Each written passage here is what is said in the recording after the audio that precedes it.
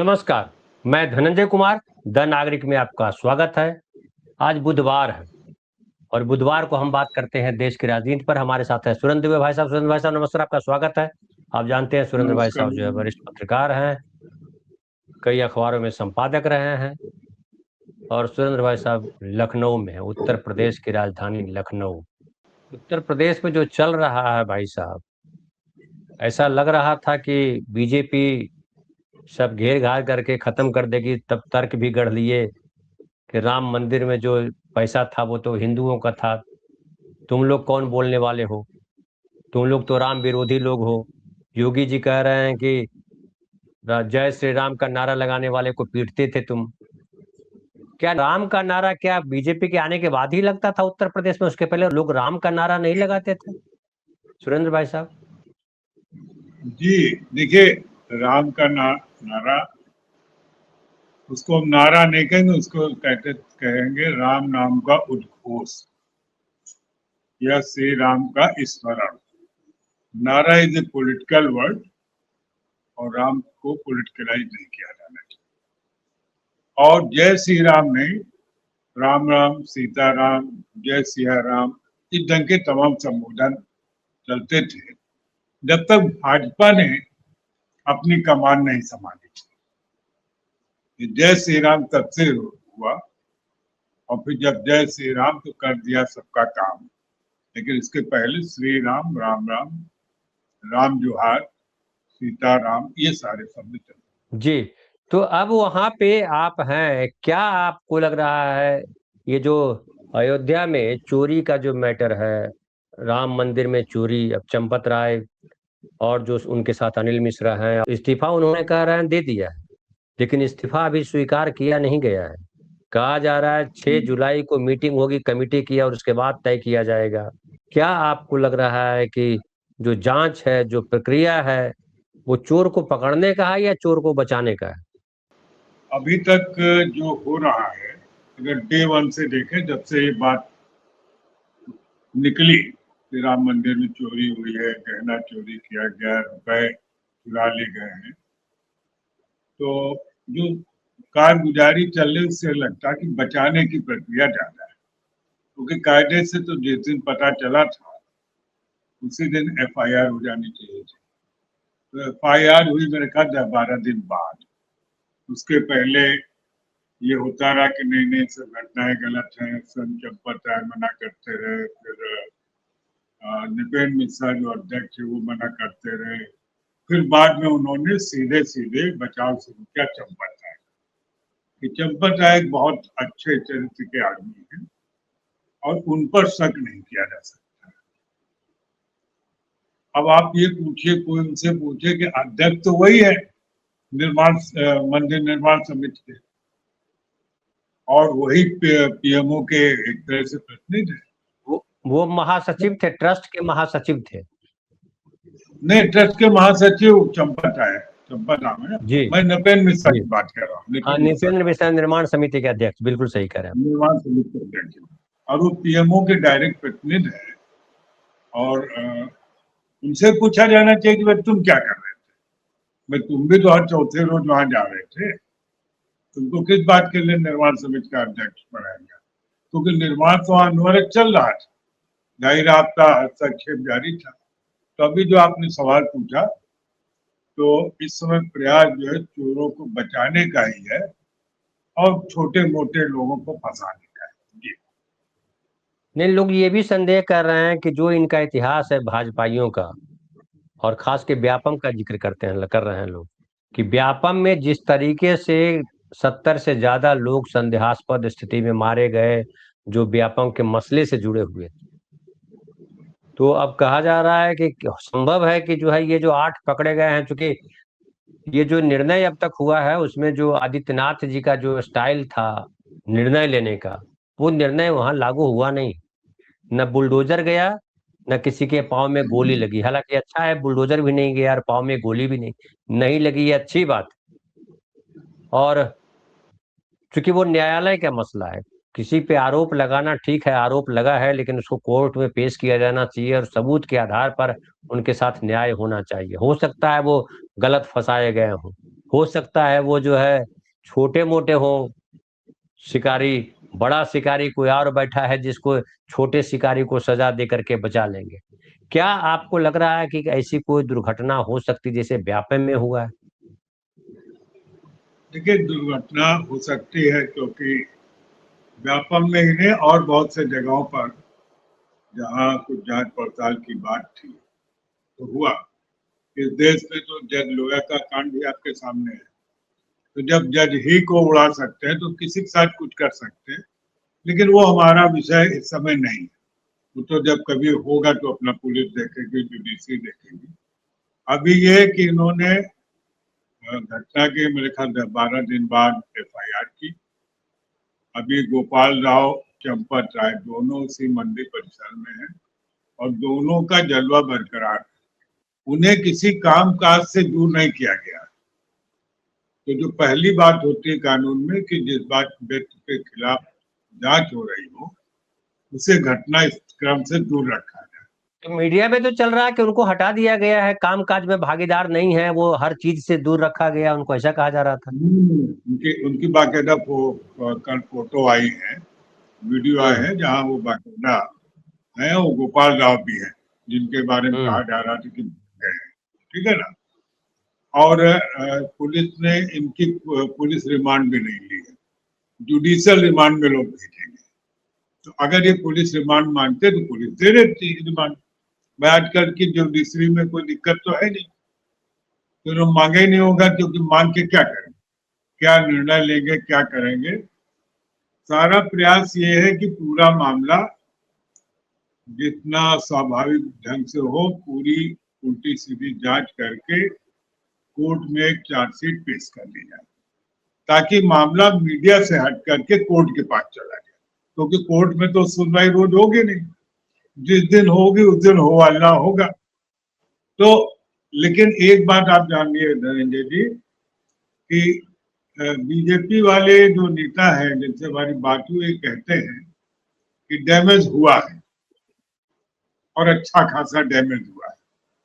अब हम लोग ये कोशिश कर रहे हैं कि कैसे इस डैमेज की भरपाई करें, कैसे डैमेज को कंट्रोल करें। तो आप कह रहे हैं कि डैमेज होगा, ये बीजेपी के लोग भी समझ रहे हैं, लेकिन ये डैमेज को कंट्रोल करने की जो कोशिशें हैं उसमें ये है कि कीचड़ दूसरे पे उछाल दिया जाए कहीं और। जो आपने एक ने ये भी कहा कि कोर्ट में जो है मैटर चला गया कि जब कोर्ट में सुनवाई होगी तब होगी।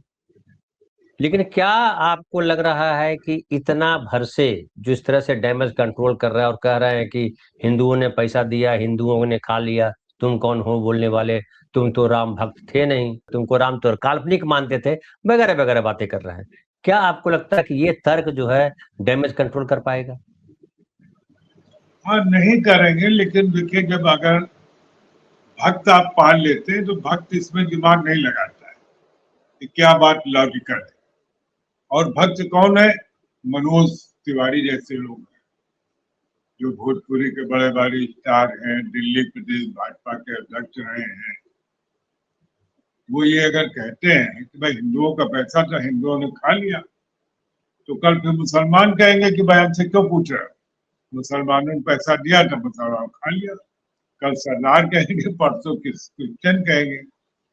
इस तरह के जो तर्क हैं वो ये बताते हैं कि इनके पास तर्क देने के लिए कुछ नहीं। ये सिर्फ अपनी भक्ति, स्वामी भक्ति दिखा रहे हैं कि देखो हम अब भी आपके साथ हैं, भले ही हमको इसके लिए बेइज्जत होना पड़े। तो राम मंदिर का मामला देखिए भाजपा के गले की हड्डी बन गया है, इसमें तो कोई दो राय नहीं। कांग्रेस के लोग भाई साहब अब मोर सड़क पे आ रहे हैं, कांग्रेस के लोग सड़क पे आ रहे हैं।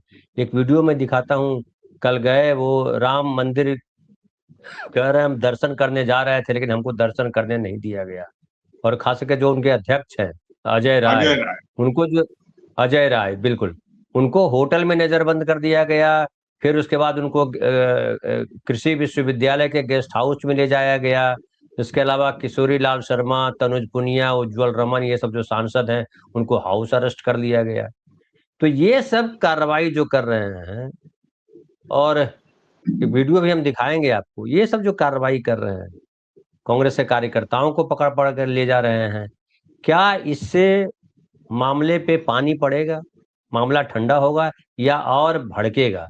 और ये भी बताइए कि क्या कांग्रेस की ये राजनीति है या कांग्रेस जो है हिंदू धर्म के लिए लड़ रही? प्रभु वीडियो देख लीजिए। भगवान श्री राम का दर्शन करना चाहते थे, पर आज भाजपा की सरकार ने हम लोगों को अरेस्ट करके आचार्य नरेंद्र देव कृषि विश्वविद्यालय के गेस्ट हाउस से बंद किया हुआ है और हमारे सभी साथियों को बंद किया हुआ है। हम सब लोग भगवान के दरबार में जाकर उनसे प्रार्थना करते कि भगवान जो आज ये चढ़ावा चोरी, चंदा चोरी और ये जो जमीन के घोटाले आपके इस पवित्र नगरी में हो रहे हैं, इनको सद्बुद्धि दें कि भाजपा के लोग, आरएसएस के लोग जो आपके नाम पर पूरे देश में आए, इनको सद्बुद्धि मिले और ये सही काम करें। और उस वहां जाने से भी भाजपा सरकार घबरा गई कि जानती है जो चढ़ावा चोरी करने वाले लोग उनकी पोल खुलेगी, इस नाते हम लोगों को रोका गया है। हम सब लोग की मांग है कि ये जो छोटे कर्मचारियों को जो जेल भेजा गया, इनका पुलिस रिमांड ले, इनसे पूछताछ करे और जो बड़े लोग हैं, निपेंद्र मिश्रा जो चेयरमैन है, जो प्रधानमंत्री के प्रधान सचिव रहे 5 साल, अनिल मिश्रा जो उस भ्रष्टाचार में लिप्त हैं, चोरी में, गोपाल राव, चंपत राय, बंसल और एक गोविंदगिरी, ये सब लोगों के खिलाफ मुकदमा दर्ज है, उनको जेल भेजा जाए, उनके खिलाफ कार्रवाई हो और ट्रस्ट को तत्काल भंग किया जाए।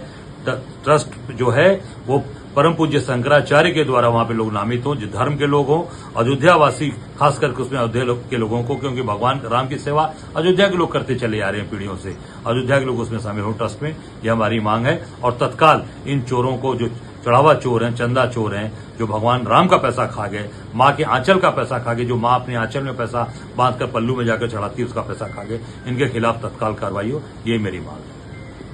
जी भाई साहब, क्या कहेंगे आप? अब देखिए, नेता है, ये राजनीति नहीं कर रहे हैं, ऐसा हमको नहीं कहना चाहिए। ये कोई रामचरितमानस का पाठ करने के लिए राजनीति में नहीं आए, न सत्यनारायण की कथा सुनने।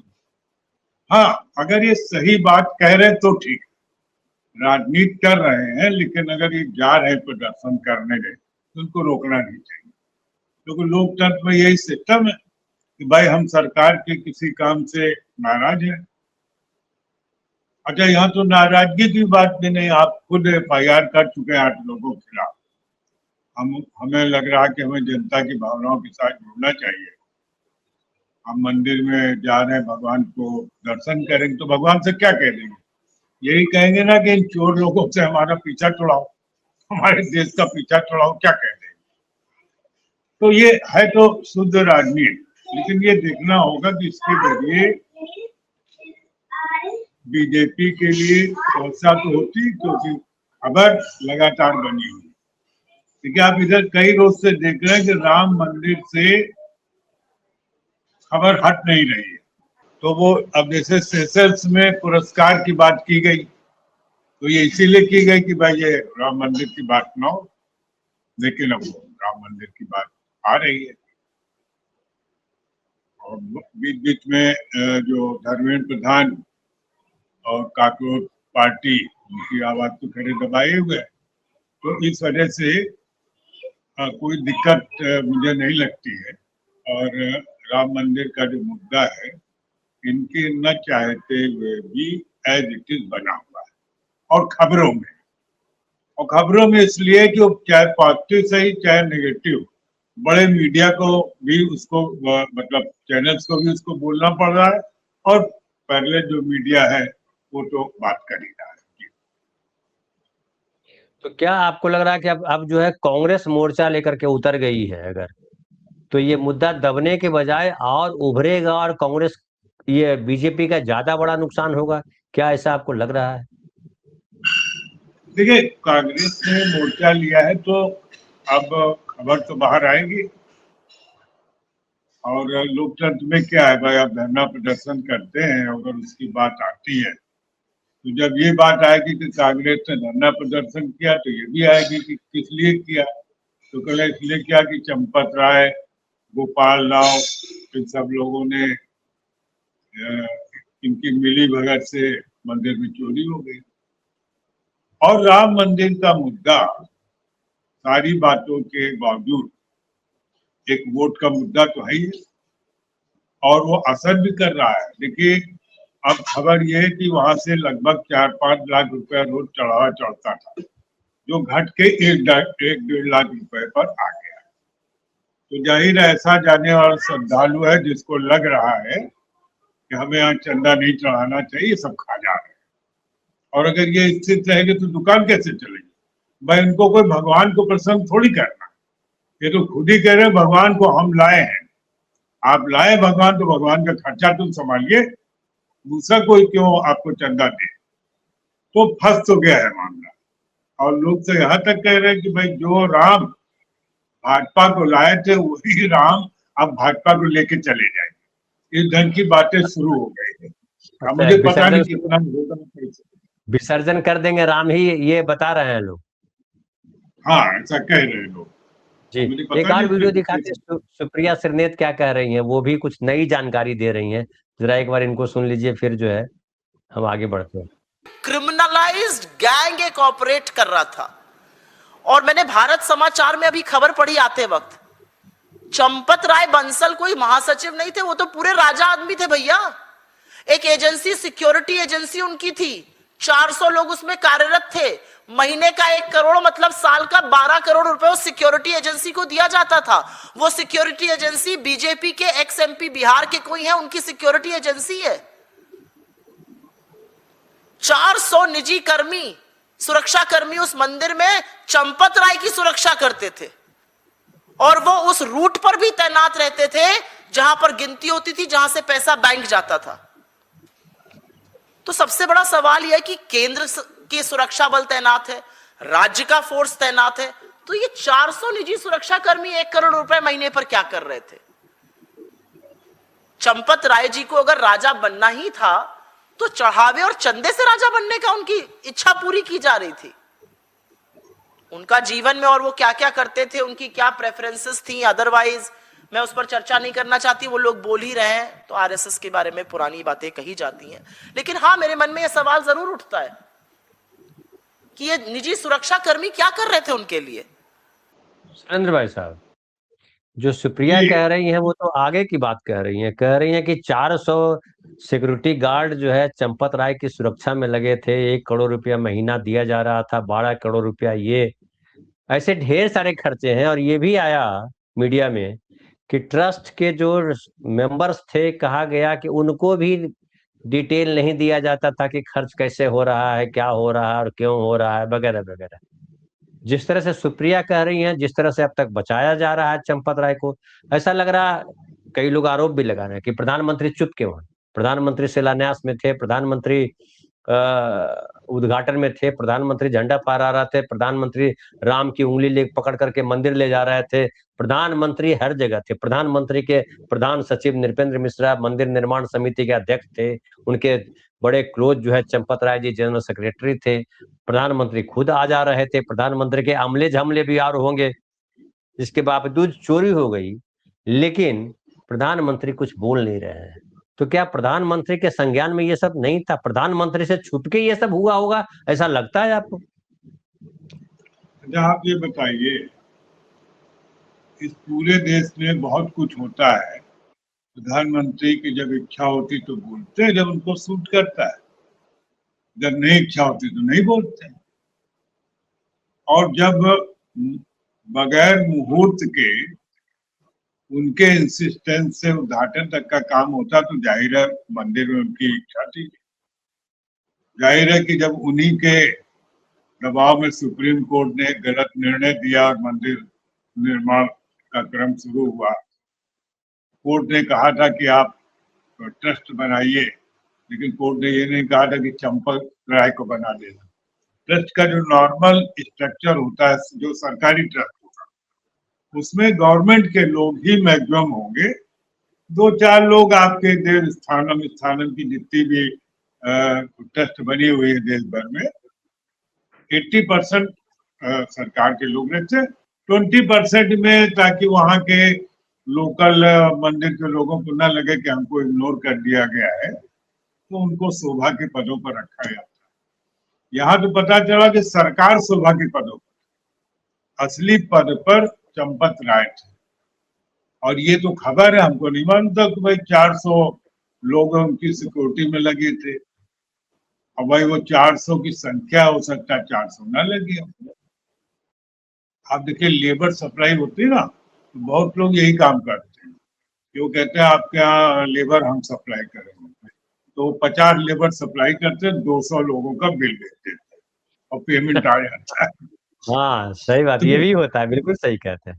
हाँ, ये खूब होता है, क्योंकि आप समझिए 400 लोग कम नहीं होते हैं, और छोटे से परिसर में 400, पुलिस तो लगी हुई है, पुलिस लगी, पैरा मिलिट्री फोर्सेज है, पीएससी है, तो कहाँ। अच्छा, और इसके बाद भी अगर चलिए वो 400 थे या नहीं थे, इसका मतलब है कि साम्राज्य चंपत राय का ही चल रहा था, और अगर चंपत राय का साम्राज्य चल रहा था तो जाहिर है पीएमओ की मर्जी से चल रहा था। एग्जैक्टली। वरना, हाँ, वरना तो आप जानते हैं चप्पे चप्पे पर उनकी नजर रहती। नहीं, जो मंदिर मोदी जी के विशेष कृपा से बना हो, हाँ, मोदी जी अगर कृपा ना करते तो मंदिर नहीं बनने वाला था। न सुप्रीम कोर्ट से फैसला आने वाला था अभी इस तरीके का, और न ही वो मंदिर इतना फटाफट बनने वाला था, और न इतनी चर्चा होने वाली थी। तो ये इस बात को तो मैं भी मानता हूँ सुरेंद्र भाई साहब की, जो उंगली पकड़ के जो फोटो देखा था और लोगों ने बहुत प्रतिक्रिया दी, किया तो वही है। राम को भले वहां नहीं ले गए, लेकिन मंदिर तो उंगली पकड़ के मोदी जी ने बनवाया, इससे तो इनकार नहीं किया जा सकता। और हर जगह वो जमान के तौर पे हर जगह पे वही रहे, किसी और दूसरे को आने नहीं दिया। वैसी स्थिति में मंदिर में इतना बड़ा घटनाक्रम घट रहा हो, और बताया जा रहा है सीसीटीवी कैमरा में 40 बार से ज्यादा पकड़ा गया। इसके अलावा महिपाल नाम का जो अकाउंटेंट है, जो पूर्व हो गया, उसने शिकायत की थी। बावजूद इसके ऊपर पीएमओ तक खबर नहीं गई, प्रधानमंत्री तक खबर नहीं गई। ये बात पच नहीं रही है सुरेंद्र भाई साहब, आपको पच रही है? देखिए, इसको कनपुरिया भाषा में कहते हैं, ये बात हजम नहीं हो रही। हाँ, पटना हम लोग कहते हैं बात हजम नहीं हो रही। हजम नहीं हो। और आप ये कह रहे हैं कि ऐसा ऐसा हुआ, ये तो चलिए बाद में आया। आपको याद होगा जब मंदिर बन रहा था, तभी ये सारे डॉक्यूमेंट सामने आए थे कि कैसे 1 घंटा पहले 5 लाख में जमीन खरीदी जा रही है और 1 घंटा बाद 5 करोड़ में बेची जा रही है। उसके बाकायदा सबूत संजय सिंह ने दिए, उसकी रजिस्ट्रीज दिखाई, और उसका किसी ने, मतलब उसमें है कि शायद 2 करोड़ में जमीन खरीदी महिला से, जो हिंदू महिला की जमीन थी, जिस लेडी की, उससे 2 करोड़ में जमीन खरीदी, और 5 मिनट के अंतराल पे जो है वो जमीन की रजिस्ट्री मंदिर के नाम होती है, ट्रस्ट के नाम, और 20 करोड़ में होती है। 18 करोड़ बीच में जो है खेल हो गया, और उस आदमी का बड़ा बंगला बन गया, क्या क्या हो गया, जो दलाल था। ये सब चीजें तो बाकायदा अखबार में छपी है ना, तो पीएमओ में क्या अंधे लोग बैठे तो पढ़ते नहीं है भाई? अखबार में छप रहा है, और वो बड़े मीडिया में छपा, मैं सोशल मीडिया की बात नहीं कर रहा हूँ, बड़े मीडिया में अखबार में छपा कि हाँ इतनी जमीन ऐसे ली गई। उसमें इनका नाम था, एक कोई डिप्टी मेयर था बीजेपी का वहां अयोध्या में, उसका नाम था, और 3-4 लोगों के ही ये सारी थी, क्योंकि मंदिर के विस्तार के लिए लगातार जमीनें ली जा रही थी। ये वैसे ही है जैसे मध्य प्रदेश में अपने मोहन यादव जी ने तमाम जमीन ले ली कि ये आगे ये बनेगा तो हम बेच देंगे, वैसे ही वहां हो रहा था। वहां चूंकि मंदिर बनने लग गया, विस्तार होने लग गया, तो उनका खरीदो, रातों रात खरीदो, उनको बेच दो। तो सारी चीजें हैं। अगर इस पर पीएमओ ने कोई कार्रवाई नहीं की तो आप इसको मान के चलेंगे हम कि पीएमओ को पता नहीं था, और सब पता था नहीं किया कोई, तो जरूर कारण होगा। एक मीम आ रहा है बड़ी तेजी से, जिसमें मेलोनी कह रहे हैं कि लगता है मुझे ये हार जो है राम मंदिर से चुरा के ही दिया गया है। एक मीम है, मुझे पता नहीं सही क्या है। मीम तो बहुत बनेंगे अब तो। देखिए, एक कह रहे हैं ओवैसी साहब भी कुछ बोल रहे हैं, उनको भी जरा एक बार सुन लीजिए। में गलती हो गई, उस ट्रस्ट में एक मुसलमान को तुम मेंबर बना लेते, और बाद में जब ये घोटाला सामने आया तुम उस मुसलमान को ले जाकर एनकाउंटर कर देते, बुलडोजर से उसका घर तोड़ देते, केस क्लोज्ड। चंपक तो मजे में है, चंपक अभी पूरे चंपक मजे में है। आप बताइए क्या हो रहा है, ये क्या हो रहा है बताइए आप। किसका घर नहीं तोड़ा जा रहा है? जिनको गिरफ्तार किया गया उनको पुलिस कस्टडी भी नहीं ली जाती। अब शायद आज के बाद, मेरे बोलने के बाद शायद कल पुलिस कस्टडी ले लेंगे। बताओ आज क्या हो रहा है उत्तर प्रदेश में। सुरेंद्र भाई साहब, ओवैसी जो है मजे ले रहे हैं, और ओवैसी उपहास बेसिकली मजे ले रहे हैं, मतलब सटायर कर रहे हैं, और ये सच है। अगर इसमें एक मुस्लिम नाम होता, ये बात सही है, अगर कोई मुस्लिम व्यक्ति होता तो सारा उसके माथे पे घड़ा फोड़ दिया जाता। ये जो ओवैसी कह रहे हैं, इसमें कोई 2% एक मतलब 1% ये नहीं है, सच्चाई कह रहे हैं वो। और अगर मुसलमान होता तो उसका घर भी टूट गया होता, गोली भी लग चुकी होती, और सारा केस जो है हो चुका होता, क्या क्या हो चुका होता उसका, और कौन कौन पकड़ा जाता, चाचा मौसा नाना सब पकड़ लिया जाता। यहाँ कुछ नहीं हो पा रहा है। तो इससे ये पता लग रहा है कि बीजेपी की जांच किस तरह से हो रही है। अंधा बांटे रेवड़ी चीन चीन के। मुझे अब अचानक याद आ गया, इस चोरी को काउंटर करने के लिए एक और इडियाटिक काम शुरू किया गया बीजेपी और व्हाट्सएप ग्रुप द्वारा। वो ये कि अखिलेश यादव टोटी चोर है। वो सोच रहे टोटी चोर को हम बात ज्यादा करें तो भगवान के दरबार में चोरी दब जाएगी। ठीक, तो एक तो टोटी चोर के आरोप को सपोर्ट करने वाले भाजपा के अलावा तो कोई है नहीं। भाजपा में भी कोई बड़ा नेता नहीं कहने की हिम्मत करता है। लेकिन मैं बता रहा हूँ कि क्या क्या प्रयास किए जा रहे हैं। इनके बारे में जो यति नरसिंहानंद क्या है, उन्होंने चंपत राय के बारे में क्या क्या कहा, हम उसको दोहराना नहीं चाहते। इनको जो है ब्रजभूषण शरण सिंह क्या कह रहे हैं कि हम मुंह खोलेंगे तो ठीक नहीं रहेगा, क्योंकि ये सब लोग समझ गए। देखिए, ये मामला अगर चलेगा, 6 महीने रह गए चुनाव में, आप ऐसे समझिए। ये कितनी भी जल्दी करेंगे तो आपको अभी इसको 3-4 महीने पहले इसका आप वो पीछा नहीं छुड़ा सकते, क्योंकि आप जब जांच करें, भाई कोर्ट में भी जाएंगे तो कुछ तो केस पुटअप करेंगे ना। उस काम को भी पूरा करने के लिए, और फिर पुलिस भी ये सोचती है ना कि कल मान लीजिए सत्ता बदल जाए, हम बन जाए, तो वो अपनी फॉर्मेलिटी तो पूरी करनी चाहिए कि हमने ये किया वो किया।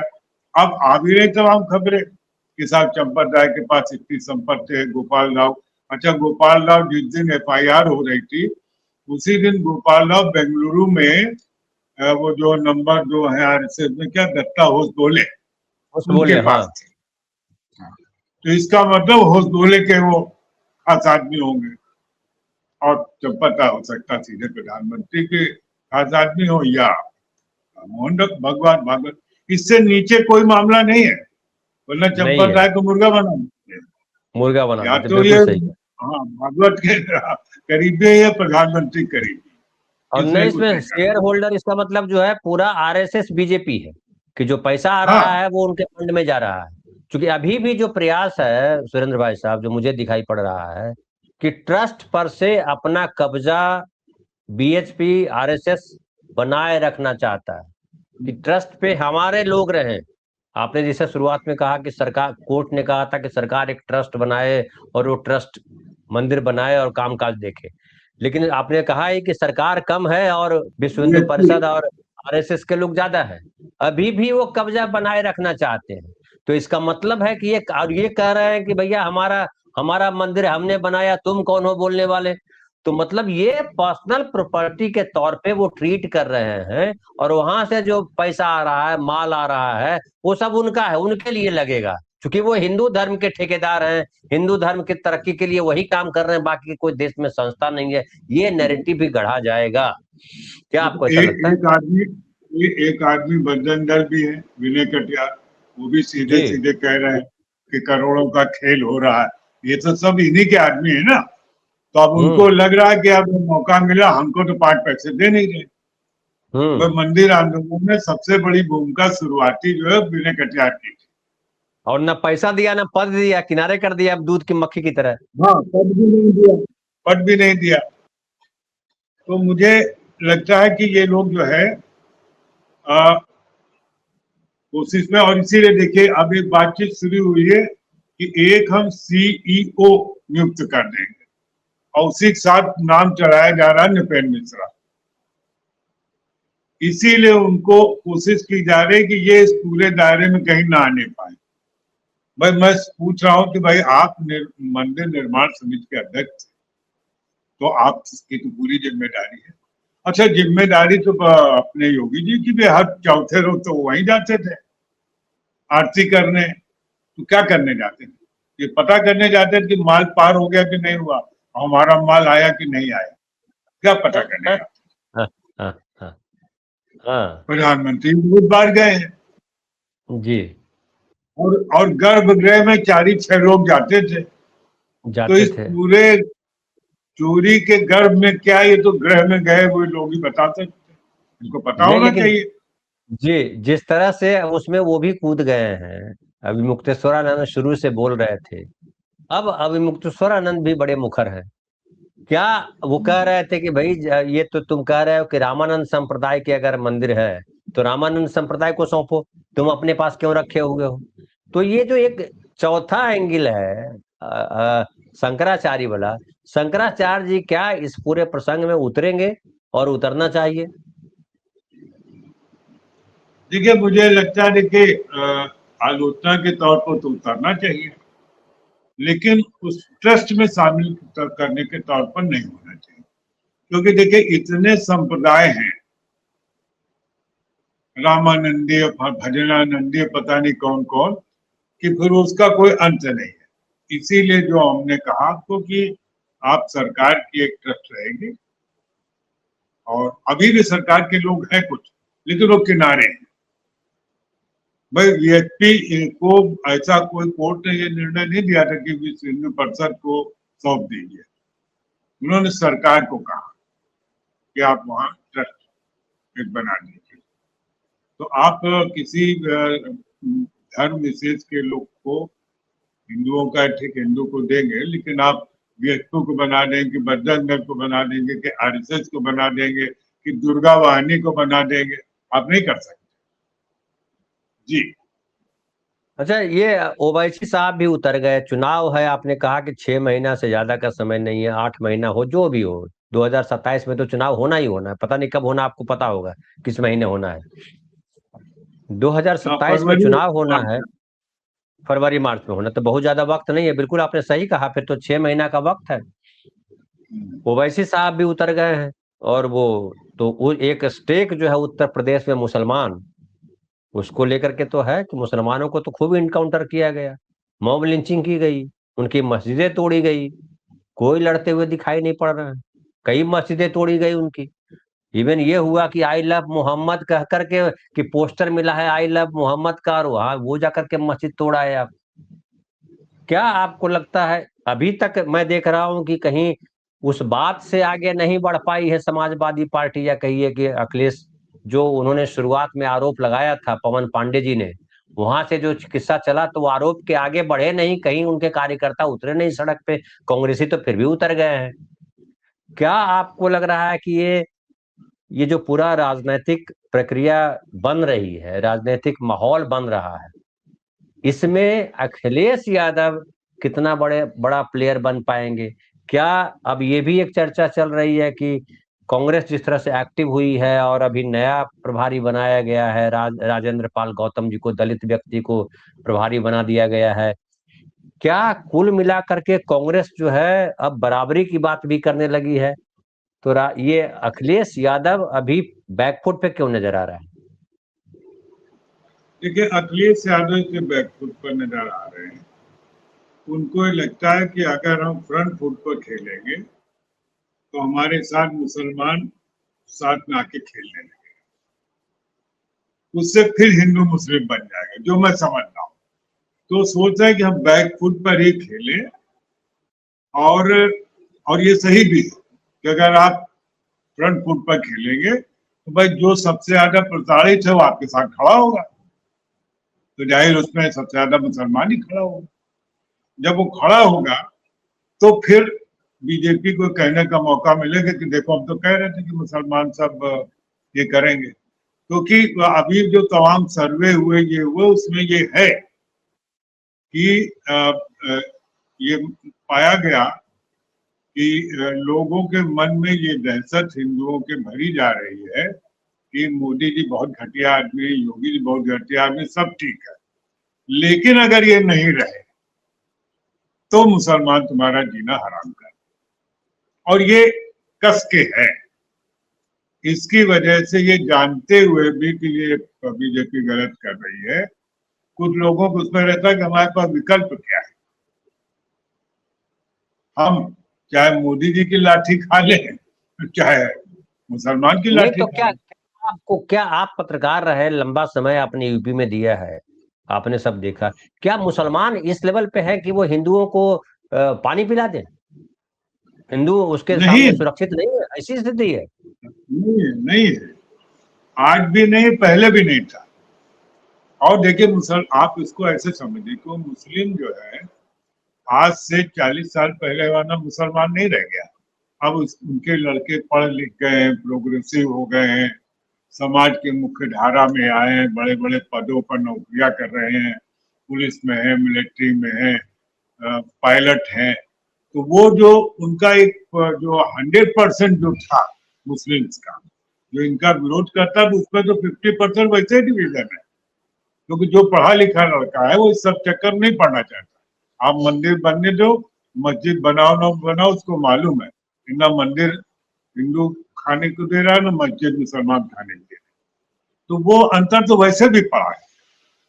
और जब नहीं था, मान लिया 100% था, तो आप भी बहुत से ऐसी जगहों पर रहे होंगे जहाँ मुसलमान, हमारे साथ भी ऐसी तमाम जगह थी। और जब हम गोरखपुर का हम आपको अक्सर जिक्र करते, तो हमारे तो जो सबसे क्लोज लेफ्टिनेंट थे सब मुस्लिम थे, शायरों की एक टीम होती थी तो सब मुसलमान ही थे। उनकी वजह से अधिकांश मुस्लिम घरों में आना जाना हिंदुओं की तुलना में हमारा ज्यादा था, और हमें तो कभी डर नहीं लगा। डर काहे को लगेगा भाई? डर वो लगेगा जो चोरी चकारी कर रहा है। जब हम समानता का व्यवहार रख रहे हैं और उनके प्रति कोई दुराभाव नहीं, तो हमें क्या डर लगा हुआ? नहीं, और एक व्यक्तिगत अनुभव अगर किसी भी व्यक्ति से पूछिए, हमने कई लोगों से पूछा जो कहते हैं कि मुसलमान बहुत खतरनाक होते हैं। हमने कहा तुमको कितने मुसलमानों ने पीटा? तुम्हारी संपत्ति मुसलमानों ने, तुम्हारा खेत कब्जा किया, तुम्हारा घर कब्जा किया। तुम्हारा घर कौन कब्जा किया? तुम्हारा पड़ोसी होगा, वो तुम्हारी जात वाला होगा, तुम्हारा गोतिया वाला होगा, वही कब्जा किया होगा, या हिंदू में से ही कुछ कब्जा किया होगा। ज्यादातर हिंदुओं के दुश्मन जो है उनके घर के लोग हैं, उनके पड़ोसी हैं। हमारा खेत पड़ोसी, हमारे गांव में कोई मुसलमान नहीं है तो हमारे गांव में हमारा खेत कौन कब्जा करेगा? मुसलमान 10 गांव दूर से आकर के कब्जा करेंगे? नहीं कब्जा करेंगे। लेकिन जहां पे मुसलमान है, क्या मुसलमानों के घर कब्जा नहीं हो रहे हैं? क्या मुसलमान मुसलमान का घर कब्जा नहीं करता है? क्या मुसलमान मुसलमान को नहीं लूटता है? ये इसलिए मैं आपसे कह रहा हूं भाई साहब, क्योंकि आप वरिष्ठ पत्रकार हैं। क्या ये जो व्यक्तिगत अनुभव, ये जो एक जो बीजेपी या आरएसएस या मुसलमानों में भी ऐसे संगठन है जो भरते होंगे कि अरे हिंदू आ जाएंगे तो तबाह कर देंगे, बर्बाद कर देंगे, लेकिन आम लोग जो खुद भी तो कान आंख मुंह नाक सब है, ज्ञानेंद्रिया उनकी भी काम करती है, अनुभव उनके पास भी है कि भैया तुमको कौन ज्यादा परेशान कर रहा है, मुसलमान कर रहा है कि हिंदू कर रहा है कि कौन कर रहा है? तो आज जो स्थिति है जी, मैं इसका उत्तर दूसरे ढंग से दे रहा हूँ आपको। देखिए, वो लोग सबसे ज्यादा शोर मचा रहे हैं जिनके 10-5 किलोमीटर में भी कोई मुसलमान नहीं रह रहा। तो आप समझ ले रहे हैं, जब आ जाए तो उनका भैया 10 किलोमीटर तो आपके अगल बगल कोई है नहीं, कैसे आ जाएंगे? और आप चाहे हिंदू की बात करें चाहे मुसलमान की, देखिए सबसे ज्यादा तो संपत्ति के कब्जा आपके घर वाले ही करते हैं। कहीं भाई ने कर रखा है, कहीं भौजाई ने कर रखा है, कहीं चाचा ने कर रखा है, कहीं दोस्त ने कर रखा है। वो उसमें सब एक है, उसमें हिंदू भी वही है स्थिति में, मुसलमान भी है, सिख भी। वो तो एक प्रॉपर्टी पर कब्जा करना, उसमें धर्म देख के कोई काम नहीं हो रहा। रही बात उसकी, तो आप देखिए अभी आपने खेत की बात की, तो हमारे खेती इलाहाबाद में थी, मतलब तो हमने बेच दी, बहुत पुरानी, और कुछ कानपुर में थी। तो चूंकि हम लोग कानपुर में रहते तो वहां वोट जाते नहीं थे। तो जब हमें लगा कि सब चली जाएगी तो खैर मुकदमा तो हमने पुलिस के उससे मिल के सब करा लिया। गवाही देने हमारे 2 मुसलमान गए, कोई हिंदू नहीं गया। नहीं गए। और वो नहीं, हाँ, वो मेरी वाइफ का भाई साहब जो राजस्थान में घर है, बगल में मुस्लिम लोग हैं, तो घर का कुछ दिया जाना था, तो वहां पे जो है जो गवाही देना था, जो कागज पे साइन करना था, वो मुस्लिम ने ही साइन किया, हिंदू ने नहीं साइन किया। किसी ने बोला हमको नहीं पता, मुस्लिम ने साइन किया। जी, बहुत सही कह रहे हैं, बताइए। एक मैं बता रहा हूँ कि 2 लड़के यंग थे। तो हम, हालांकि मैं पत्रकार हो चुका था उस समय तक, तो कोई बहुत दिक्कत नहीं थी, लेकिन वो हमको स्टेशन पर इलाहाबाद के आते थे लेने के लिए, लाठी लेकर के। कोर्ट हमारे साथ जाते थे, गवाही दी उन्होंने, उनका कोई लेना देना नहीं। ऐसा नहीं कि उन्होंने पैसे लिए थे हमसे, ऐसा कुछ नहीं। उनको ये था कि आपके बाबा से हमारे घर के बड़े संबंध थे, हम उन लोगों को जानते भी नहीं, तो हम तो कानपुर में रहते। और उन्होंने बाकायदा गवाही दी सारे। और जो हमारा गांव जो है वो हिंदू बाहुल्य है, और हमारे चाचा वगैरह बड़े दबंग लोग हैं, तो इसलिए कोई हिंदू तो गवाही देने आए नहीं, लेकिन 2 मुस्लिम लड़के आए। तो हमें तो नहीं भाई कभी दबाव लगा, जिनको लगता है, मैंने कहा कि जिनके 10 किलोमीटर आसपास कोई मुसलमान नहीं है, वही सबसे ज्यादा नाटक फैलाए हुए हैं जी। तो कुल मिलाकर के स्थिति ये है कि ये हिंदू मुसलमान करके सत्ता में आ गए, घटिया बातें फैला करके सत्ता में बने हुए हैं, और अब मंदिर में भी वही कीचड़ भर दे रहे हैं, और उस पर भी कोई ना बोले। मतलब ये जो चाहे करें और जैसे चाहे रहे, लूट करके सब अपने पास रख लें। बाकी जो है हिंदू किधर किधर है? हिंदुओं में तो बड़ी आबादी, 85% आबादी को पहचानते नहीं है ये। वो पिछड़ा है, वो दलित है, वो फलाना है, वो ढिमकाना है करके आप उनको दूर रखते हैं। आप मंदिर की कमेटी में ही देख लीजिए तो कितने, क्यों कोई दलित है? मुसलमान तो छोड़ दीजिए, तो ऐसे कहने के लिए सब हिंदू हैं, इतने करोड़ हिंदू हैं, तो दलित खाली झाड़ू मारने के लिए होता है? ये भी सवाल है। लेकिन एक आखिरी सवाल भाई साहब, क्या आपको लगता है कि बीजेपी इस बार 2027 के चुनाव में फंस गई है, कोई तंत्र नहीं है, या उनके पास बंगाल वाला है तंत्र? बंगाल में जिस तरह से जीता, और कहा जा रहा है 2 करोड़ मतदाताओं के नाम काट दिए गए, और क्या क्या होगा। अब तो नागरिकता भी पूछी जा रही है कि अब पासपोर्ट भी नागरिकता का प्रमाण पत्र नहीं है। पहले मुस्लिम लोग जो है पासपोर्ट दिखा देते थे। क्या वो चालाकी से अब चुनाव कब्जा कर सकते हैं? देखिए 2027 का जहां तक मामला उत्तर प्रदेश का, तो एक प्लस पॉइंट क्या है यहाँ विपक्ष के पास, कि यहाँ SIR कंप्लीट हो चुका है, इसलिए दोबारा SIR नहीं हो सकता है। और SIR नहीं हो सकता है तो जाहिर है वो आपका पासपोर्ट के आधार पर आपका वोट भी नहीं काट सकते। वो जितना वोट काटना था उन्होंने काट लिया। एक पॉइंट ये है। दूसरा ये है कि चूंकि केंद्र में राम है इनकी राजनीति में, और वो राम अयोध्या में पैदा हुए, और अयोध्या में ही सारा बवाल है। मुझे लगता है कि अगर ये लोग आउटराइटली चंपत राय इन सबको निकाल के बाहर करें और एक कमेटी नई बना दे, तो हिंदू मानस खुश हो जाएगा। ये जितना उसमें मतलब विलम्ब कर रहे हैं और जितना उनको बचाने की कोशिश कर रहे हैं, उसमें उनकी छवि खराब होती जा रही है। और मैं इसलिए कह रहा हूँ इस बात की चर्चा शुरू हो गई है, क्या होगा नहीं होगा। बाकी वो जो बेईमानी का पक्ष वो अपनी जगह होगा, लेकिन तमाम बेईमानियों के बावजूद भी सत्ताएं तो बदलती है ना। ऐसा थोड़ी कि बेईमानी में है तो कोई आदमी सत्ता नहीं बदलेगी।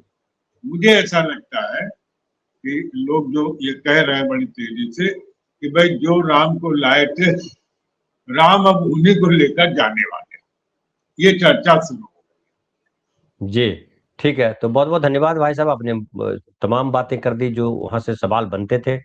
और हमारे साथ जो आप तमाम साथी जुड़े हुए, आप सबका भी आभार। और प्रोग्राम आपको कैसा लग रहा है जरूर बताइए। बहुत बहुत धन्यवाद, शुक्रिया।